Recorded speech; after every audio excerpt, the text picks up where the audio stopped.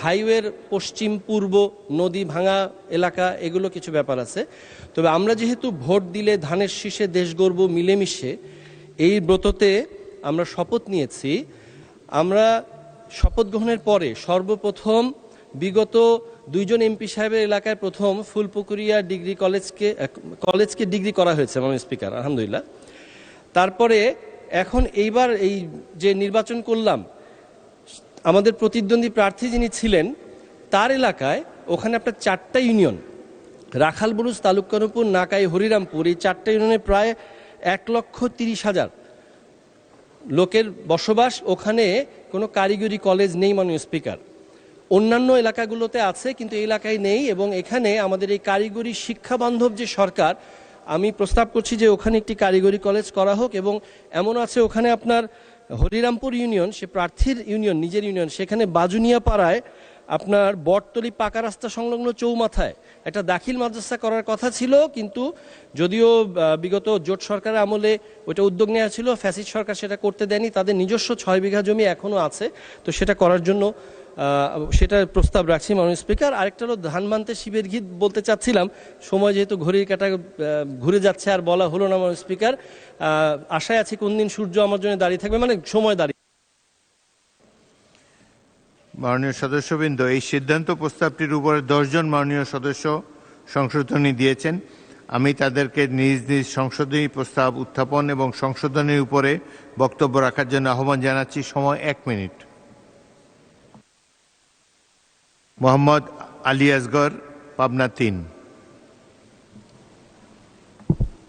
ধন্যবাদ মাননীয় স্পিকার। আমি জনাব মোহাম্মদ শামীম কায়সার, মাননীয় সংসদ সদস্য গাইবান্ধা 4 মহোদয়কে আমি ধন্যবাদ জানাই এবং তার প্রস্তাবের সাথে আমি একমত পোষণ করছি এবং আমি কিছু সংশোধনী দিয়েছি। মাননীয় স্পিকার, আমার নির্বাচনী এলাকা পাবনা 3, এখানে 3টি উপজেলা নিয়ে গঠিত, চাটমোহর, ভাঙ্গুড়া, ফরিদপুর। আমি চাটমোহর, ভাঙ্গুড়া, ফরিদপুরে 3টি আলাদাভাবে কারিগরি কলেজ প্রতিষ্ঠার জন্য আমি মাননীয় শিক্ষামন্ত্রী মহোদয়ের দৃষ্টি আকর্ষণ করছি। কারিগরি শিক্ষার বিকল্প নেই। কারিগরি শিক্ষা কর্মমুখী শিক্ষা, বাস্তবমুখী শিক্ষা। কারিগরি শিক্ষা ব্যতীত দক্ষ জনশক্তি গড়ে তোলা সম্ভব নয়। তাই কারিগরি শিক্ষার অভাবে হাজার হাজার উচ্চশিক্ষিত যুবক বেকার, ছদ্ম বেকার হয়ে পরিবার, সমাজ ও জাতির জন্য বোঝা হয়ে দাঁড়িয়েছে। তাই কারিগরি শিক্ষা কলেজ প্রতিষ্ঠার জন্য আমি মাননীয় শিক্ষামন্ত্রী মহোদয়ের দৃষ্টি আকর্ষণ। GM Nazrul Islam, Satkhira 4, 1 minute. বিসমিল্লাহির রহমানির রহিম। মাননীয় স্পিকার, আপনাকে ধন্যবাদ। আমি জনাব শামীম কায়সার সাহেবের উত্থাপিত প্রস্তাবটি সম্পর্কে সংক্ষেপে বলতে চাই। আমার শ্যামনগর উপজেলা বাংলাদেশের দক্ষিণ প্রান্তের সর্ববৃহৎ একটি উপজেলা। প্রায় 60 ভাগ বন সম্বলিত আমার উপজেলাটি। এখানের জনগণ অধিকাংশ এই সুন্দরবনে নির্ভরশীল। এখানের যুবকেরা এদের কোনো কার্যক্রম হাতে নাই। লেখাপড়ার দিক থেকে তারা এগিয়ে গেলেও কারিগরি দিক থেকে তারা অনেক অনুন্নত, সবাই অনুন্নত।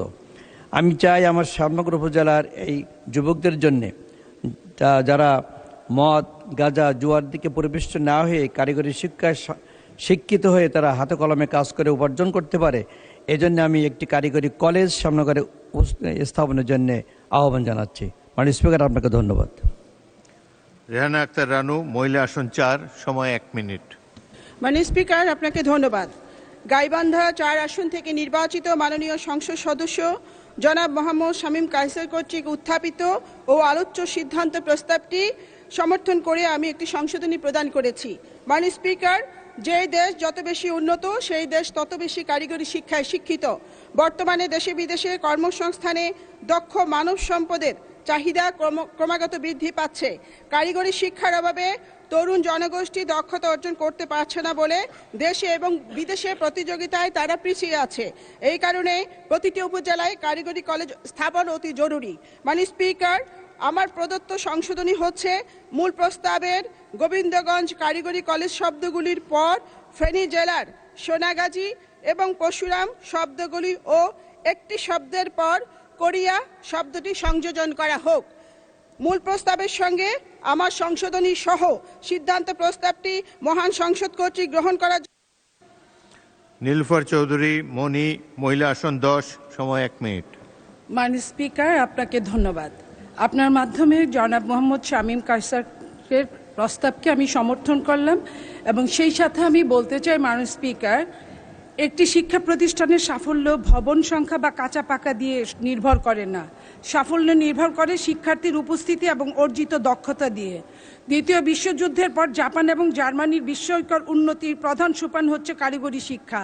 জাপানে 73%, জার্মানিতে 71%।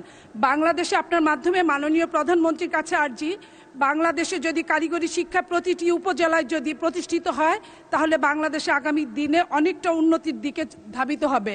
এবং সেই সাথে আমি শামীম কায়সারের সাথে আমি এক হয়ে বলতে চাই যে জামালপুর জেলার যে কয়েকটি উপজেলা আছে অগ্রাধিকার ভিত্তিতে সেইখানে কারিগরি কলেজ যেন প্রতিষ্ঠিত হয়, সেটাই আপনার কাছে আমাদের আর্জি।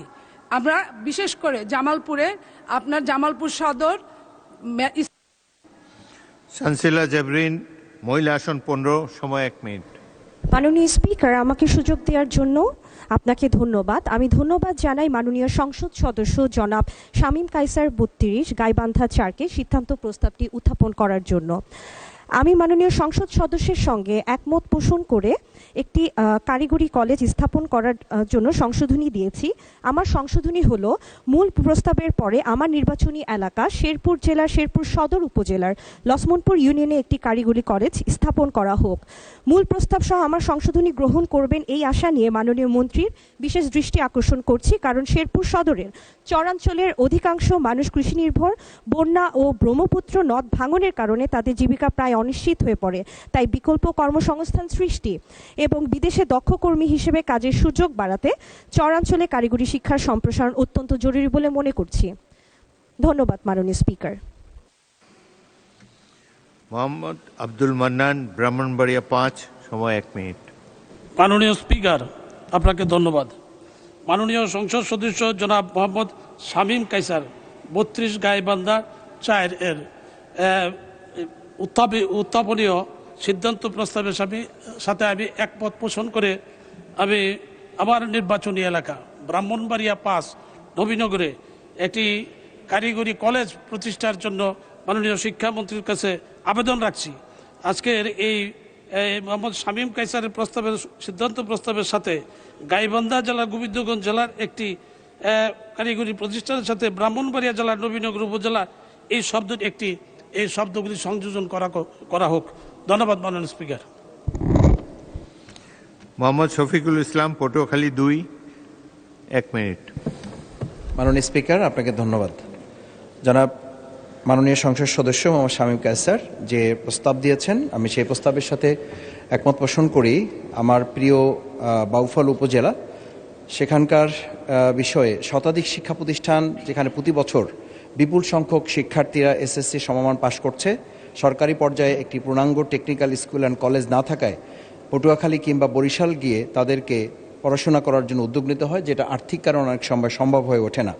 এই সমস্ত ক্ষেত্রে electrical, mechanical, civil, computer, automobile, কৃষি প্রযুক্তি, রেফ্রিজারেশন, আইটি বিষয়ে যদি দক্ষ জনশক্তি তৈরি করা যায়, তাহলে আমরা যেটা জানি স্কিল ইজ দ্য কি টু সাকসেস, এই জায়গাটা আমরা নির্ধারণ করতে সক্ষম হব। আমি মাননীয় মন্ত্রী মহোদয়কে বিনয়ের সাথে অনুরোধ করতে চাই যে আমাদের স্থানীয় শিল্প কৃষি উদ্যোক্তার পাশাপাশি নারীদের কারিগরি এই অংশগ্রহণ এবং উল্লেখযোগ্যভাবে বৃদ্ধি করার জন্য বাউফলে একটি সরকারি টেকনিক্যাল স্কুল অ্যান্ড কলেজ প্রতিষ্ঠার অনুমোদন করা হোক। মাননীয় স্পিকার, আপনাকে ধন্যবাদ। আল ফারুক আব্দুল লতিফ, নীলফামারী 2, 1 মিনিট নাই।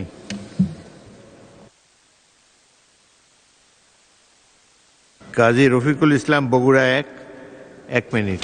মাননীয় স্পিকার, আপনাকে ধন্যবাদ। মাননীয় সংসদ সদস্য শামীম কায়সার গাইবান্ধা 4 তার মূল প্রস্তাবের সঙ্গে আমার সংশোধনীটি হলো, বগুড়া জেলার সারিকান্দি ও সোনাতলা শব্দগুলি সংযোজন করা হোক। মাননীয় স্পিকার, বগুড়া জেলার সারিকান্দি ও সোনাতলা উপজেলায় একটি করে সরকারি কারিগরি কলেজ প্রতিষ্ঠা করা হোক। জনশক্তি একটি দেশের সবচেয়ে বড় সম্পদ, কিন্তু এই 2 উপজেলার হাজার হাজার শিক্ষার্থী কারিগরি শিক্ষার থেকে বঞ্চিত। মাননীয় প্রধানমন্ত্রীর সামনের ভীষণ কারিগরি শিক্ষায় বেশিরভাগ মেধাবী ছাত্র এবং যারা আজকে বিভিন্ন ভাবেই আজকে চাকরি থেকে বঞ্চিত তাদেরকে এই কারিগরি শিক্ষা শিক্ষিত করতে হবে। সেই লক্ষ্যে শারীরকান্তি সোনাতলায় কারিগরি কলেজ প্রতিষ্ঠিত হলে স্থানীয় যুব সমাজ আধুনিক প্রযুক্তি নির্ভর শিক্ষা লাভ করবে, কর্মসংস্থানের সুযোগ বৃদ্ধি পাবে, বিদেশে দক্ষ জনশক্তি। মোহাম্মদ জাহানদার আলী মিয়া, মাদারীপুর 2, সময় 1 মিনিট। মাননীয় স্পিকার, ধন্যবাদ আপনাকে। আজকে আমাদের মূল প্রস্তাবের পরে মাদারীপুর জেলার রাজৈর উপজেলা শব্দটি সংযোজন করা হোক। মাননীয় স্পিকার, আজকে মাদারীপুর রাজৈর আমার 2 আসন। শিক্ষাকে গুরুত্ব দিয়েছেন এবং কারিগরি শিক্ষাকে অধিকতর গুরুত্ব দিয়েছেন, সেই আলোকে আমরা কাজ করে চলছি। মাননীয় সংসদ সদস্যদের প্রত্যেকের এলাকার বিবরণী দেখলে দেখা যায় কোনো না কোনোভাবেই আমাদের বিভিন্ন প্রজেক্টে সেখানে কারিগরি শিক্ষার ব্যবস্থা রয়েছে। সংসদ সদস্য জনাব প্রস্তাবটা কি বললেন না, লিঙ্কন সাহেব না,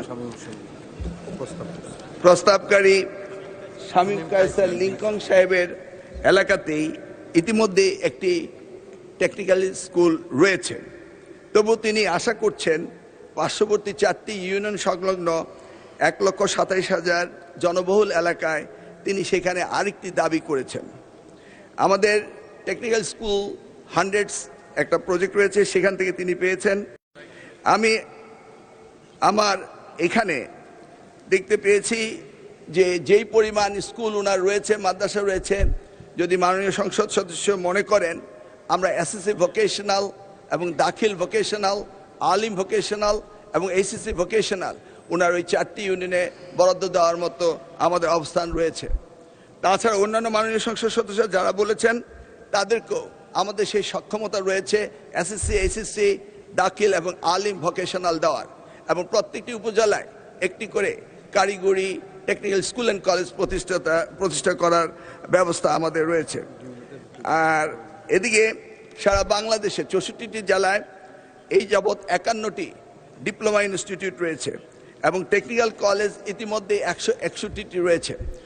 তারা যদি আমাদের সাথে যোগাযোগ করেন এবং ডিও লেটার দেন, তাহলে যেই এলাকায় এই টেকনিক্যাল কলেজগুলো নেই সেখানে আমরা পরীক্ষা নিরীক্ষা করে তাদেরকে দিতে পারবো ইনশাল্লাহ। মাননীয় স্পিকার, আপনাকে অশেষ ধন্যবাদ। মাননীয় মন্ত্রী, আপনি সদস্য শামীম কায়সারকে কোনো অনুরোধ করবেন কিনা? আমি ওনার পরীক্ষা নিরীক্ষা করার পরে যা দেখেছি উইথড্র করার তেমন প্রয়োজন নেই, কারণ উনি টেকনিক্যাল কলেজ পেয়েছেন, আরেকটি চেয়েছেন, সেই জন্যই এই দ্বিতীয় প্রস্তাবটি আমি ওনাকে বলবো উইথড্র করতে। ধন্যবাদ।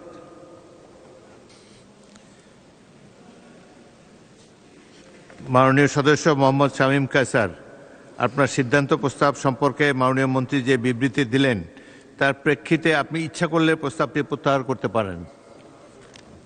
আসসালামু আলাইকুম রহমতুল্লাহ। মাননীয় স্পিকার, আপনাকে ধন্যবাদ। আলহামদুলিল্লাহ, মাননীয় মন্ত্রী যথার্থই বলেছেন যে সেখানে যে স্ট্যাটিস্টিক্সটা দিয়েছেন, তবে সেখানে আসলে কোনো কারিগরি কলেজ নেই। এক্সিস্টিং যে কলেজ আছে, একটা মহিলা স্কুল অ্যান্ড কলেজ এবং আরেকটা কলেজ, এখানে আপনার কারিগরি ট্রেডের বিষয় হতে পারে, তবে আমাদের যেহেতু নিজস্ব আরেকটা প্রতিষ্ঠানের জমি সহ আছে, আমি মাননীয় মন্ত্রীকে অনুরোধ করব ওনার আশ্বাসের ভিত্তিতেই সেখানে একটু পর্যালোচনা করে সেখানে একটি কারিগরি কলেজ দেয়া যায় কিনা সে ব্যাপারে বিবেচনা করতে বলবো। আর আরেকটা বিষয় হলো যে উনি যেই আমার এই প্রস্তাবের ভিত্তিতে উনি বাকি সমস্ত আসনের জন্য যে উনি ওপেনলি বলে দিয়েছেন যে আমরা ট্রেড দিব, ভোকেশনাল ট্রেডগুলো, এটা এই সরকারের যে একটা মাইল ফলক হতে যাচ্ছে, এইটা ঘোষণা দেওয়ার জন্য ওনাকে আন্তরিক ধন্যবাদ জানাচ্ছি আমার এলাকার পক্ষ থেকে। যেহেতু ধান ভান্তে শিবের গীতটা গাইতে পারিনি মাননীয় স্পিকার, দেশনেত্রী বেগম খালেদা জিয়া 1991 সালে গোবিন্দগঞ্জের মহিলা কলেজ দিয়েছিলেন। সেটা আজকে হাঁটি হাঁটি পা পা করে 35 বছরে একমাত্র সর্বোচ্চ বিদ্যাপীঠ গোবিন্দগঞ্জ মহিলা ডিগ্রি কলেজ হয়েছে। বিগত ফ্যাসিস্ট সরকারের আমলে বিগত ফ্যাসিস্ট সরকারের আমলে যেহেতু দেশনেত্রী বেগম খালেদা জিয়া দিয়েছিলেন, এই কারণে তারা এটাকে জাতীয়করণ করেনি। মাননীয় শিক্ষামন্ত্রী, আমরা একই বিশ্ববিদ্যালয়ে পড়াশোনা করেছি, সেই দিক থেকেও একটু দাবি রাখবো যে এদিকে একটু দৃষ্টি রাখবেন, এবং যেহেতু কারিগরি কলেজ করার ব্যাপারে তিনি ইতিবাচক সিদ্ধান্ত দিয়েছেন, সেই কারণে আমি সন্তুষ্ট হয়ে এবং সেই আশায় থেকে এবং পাশাপাশি যেগুলো বললাম সেগুলো একটু মাথায় রাখবেন, সেই আশায় থেকে আমি আমার প্রস্তাবটি প্রত্যাহার করে নিচ্ছি। মাননীয় স্পিকার, আপনাকে ধন্যবাদ। মাননীয় সদস্যবৃন্দ, প্রস্তাব উত্থাপনকারী মাননীয় সদস্য তার প্রস্তাবটি প্রত্যাহারের ইচ্ছা ব্যক্ত করেছেন। কার্যপ্রণালী বিধির 138 বিধির 1 উপবিধি মতে প্রত্যাহারের ক্ষেত্রে সংসদের অনুমতি প্রয়োজন। আমি প্রত্যাহারের প্রস্তাবটি ভোটে দিচ্ছি। সংসদের সামনে প্রশ্ন হচ্ছে, মাননীয় সদস্য মোহাম্মদ শামীম কায়সার গাইবান্ধা 4 কর্তৃক উত্থাপিত সিদ্ধান্ত প্রস্তাব নম্বর 1, সংসদের অভিমত এই যে গাইবান্ধা জেলার গোবিন্দগঞ্জ উপজেলায় একটি কারিগরি কলেজ স্থাপন করা হোক শীর্ষক প্রস্তাবটি প্রত্যাহার করা হোক। যারা এই প্রস্তাবের পক্ষে আছেন তারা হ্যাঁ বলুন, যারা এই প্রস্তাবের বিপক্ষে আছেন তারা না বলুন। আমার মনে হয় হ্যাঁ জয়যুক্ত হয়েছে, হ্যাঁ জয়যুক্ত হয়েছে, হ্যাঁ জয়যুক্ত হয়েছে। অতএব সিদ্ধান্ত প্রস্তাবটি প্রত্যাহিত হলো।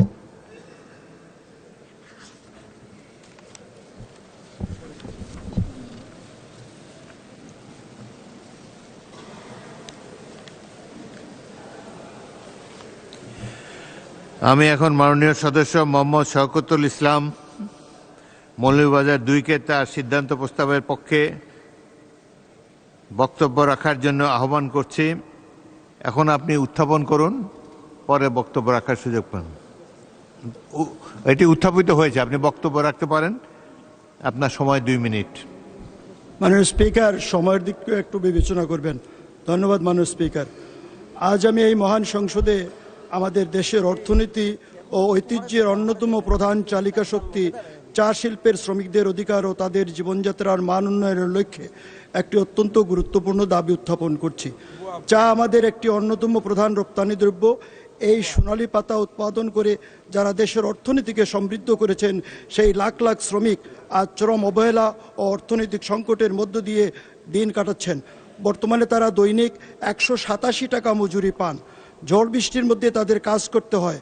চরম দ্রব্যমূল্যের বাজারে কোনোভাবেই একটি সাধারণ পরিবারের মধ্যে বেঁচে থাকার জন্য 187 টাকা মজুরি পর্যাপ্ত নয়। ডাল ভাত খেয়ে বেঁচে থাকাটাও আজ তাদের জন্য একটি বড় সংগ্রাম হয়ে দাঁড়িয়েছে। মাননীয় স্পিকার, চা শ্রমিকদের দৈনিক মজুরি 500 টাকা নির্ধারণ করার সপক্ষে আমি 3টি মূল যুক্তি এই মহান সংসদের সামনে পেশ করতে চাই। মাননীয় স্পিকার, জীবনযাত্রার ব্যয় ও মুদ্রাস্ফীতি এবং বর্তমান বাজারে চাল, ডাল, তেলসহ নিত্য প্রয়োজনীয় প্রতিটি জিনিসের দাম বহুগুণ বেড়েছে। বর্তমানে নামমাত্র মজুরি দিয়ে একজন শ্রমিকের পক্ষে পরিবার চালানো, সন্তানের পড়ালেখা বা চিকিৎসার খরচ মেটানো অসম্ভব। আমাদের সংবিধানের প্রতিটি নাগরিকের অন্ন, বস্ত্র, বাসস্থান, শিক্ষা ও চিকিৎসার নিশ্চয়তা দেয়। চা শ্রমিকদের দৈনিক মজুরি 500 টাকা নির্ধারণ করা কোনো বিলাসিতা নয়, বরং তাদের মৌলিক মানবাধিকার নিশ্চিত করার একটি ন্যূনতম মানবিক প্রয়াস। চা শ্রমিকদের খালি পেটে রেখে বা অপুষ্টিতে ভুগিয়ে কোনো শিল্পের টেকসই উন্নয়ন সম্ভব নয়। শ্রমিকরা যদি মানসম্মত জীবনযাপন করতে পারেন, তবে তাদের উৎপাদনশীলতা বাড়বে, যা দীর্ঘমেয়াদী আমাদের চা শিল্পকে আরও শক্তিশালী করবে। বর্তমান রেজিস্টার্ড এবং আনরেজিস্টার্ড চা শ্রমিকদের সংখ্যা প্রায় 1,40,000-এর মতো। 170 টাকা থেকে বর্তমানে 187 টাকা এসে দাঁড়িয়েছে। 55% নারী শ্রমিক, 45% পুরুষ শ্রমিক। ধন্যবাদ মাননীয় সদস্য। মাননীয় সদস্যবৃন্দ, এই সিদ্ধান্ত প্রস্তাবের উপর 10 জন মাননীয় সদস্য সংশোধনী দিয়েছেন। আমি এখন তাদেরকে নিজ নিজ সংশোধনী উত্থাপন এবং সংশোধনীর উপরে সংক্ষিপ্ত বক্তব্য রাখার জন্য আহ্বান জানাচ্ছি। প্রথম বক্তা মোহাম্মদ আলী আসগর, পাবনা 3, সময় 1 মিনিট। ধন্যবাদ মাননীয় স্পিকার। আমি মাননীয় সদস্য জনাব শওকতুল ইসলাম মৌলভীবাজার 2 মহোদয়কে ধন্যবাদ জানাই এবং তার প্রস্তাবের সাথে আমি একমত হয়ে আমি মূল প্রস্তাবের সাথে অবিলম্বে শব্দটি যোগ করার প্রস্তাব করেছি। মাননীয় স্পিকার, অবিলম্বে এই চা শ্রমিকদের 500 টাকা দিন মজুরি হিসাবে দেওয়া হোক। মাননীয় স্পিকার, চা শ্রমিকগণ হতদরিদ্র, হ্যান্ড টু মাউথ, দিন আনে দিন খায় এমন দীর্ঘদিন ধরে নামমাত্র মজুরি নিয়ে মানবতার জীবনযাপন করছে। তাদের ঘরবাড়ি অত্যন্ত নড়বড়ে জরাজীর্ণ। এই নড়বড়ে জরাজীর্ণ ঘরবাড়িতেই তারা দীর্ঘদিন বসবাস করছেন। মাননীয় স্পিকার, আমার মনে হয় যে সেই জসিমউদ্দিনের আসমানি কবিতার মতোই এই চা শ্রমিকদের অবস্থা। মাননীয় স্পিকার, তাই আমি অবিলম্বে GM নজরুল ইসলাম, সাতক্ষীরা 4, 1 মিনিট। আসসালামু আলাইকুম রহমতুল্লাহ। মাননীয় স্পিকার, আপনাকে ধন্যবাদ। আমি মাননীয় এমপি শওকতুল ইসলামের সিদ্ধান্ত প্রস্তাব কুলাউড়া সহ সকল চা শ্রমিকদের সর্বনিম্ন মজুরি 500 টাকা করা হোকের পরিবর্তে আমার শ্যামনগরে বন শ্রমিকদের মজুরি 1000 টাকা করা হোক। মাননীয় স্পিকার, আপনি জানেন আমার শ্যামনগরে, আমি আগে বলেছি, বন সন্নিহিত এলাকা, হাজার হাজার শ্রমিক জঙ্গলে কাজ করে এবং তাদের মজুরি সর্বনিম্ন। যারা বড়লোক মহাজন জঙ্গলে নিয়ে যায়, কম মূল্যে নিয়ে যায়। বিশেষ করে জঙ্গলে বাঘের পেটে যারা মারা যায় তাদের দেখার কেউ থাকে না।